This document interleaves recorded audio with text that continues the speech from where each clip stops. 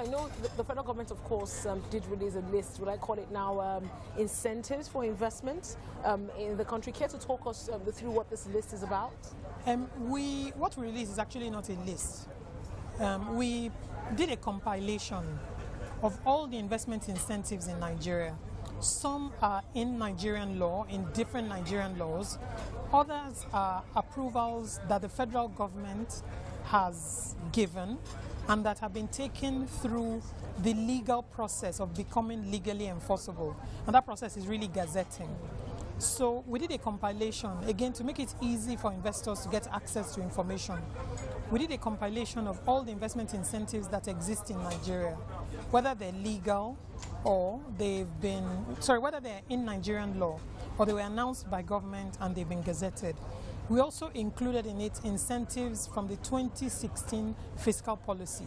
Those are the things that relate to duties and the like. So it is easy for investors in one document.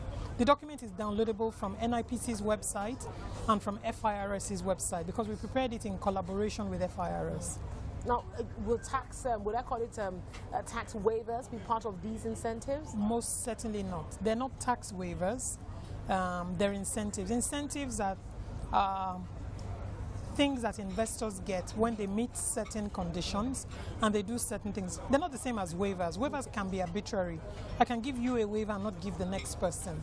But incentives apply to everybody that meets the conditions for getting those incentives. Can you talk us through some of these incentives? So there are incentives for, obviously there's the Pioneer Status Incentive, which everybody is aware of. But there are incentives for research and development expenditure in Nigeria. There are incentives for investing in rural areas. There are incentives for small companies that have revenues of less than 1 million naira. There are a number of incentives. I found from going through the exercise of putting the documents together that there were many incentives in that document that I was not aware of. There are incentives, for instance, for Nigerians who have investments abroad and who return to Nigeria through official channels. The earnings from those investments or the proceeds from the sale of those investments, they're actually incentives that when you bring it in through the government, through the official channels, you're not subject to tax on that portion of the incentives. Then there are incentives if you made an investment in a Commonwealth country where you pay taxes in that country, you then only pay a differential amount in Nigeria, not the full amount.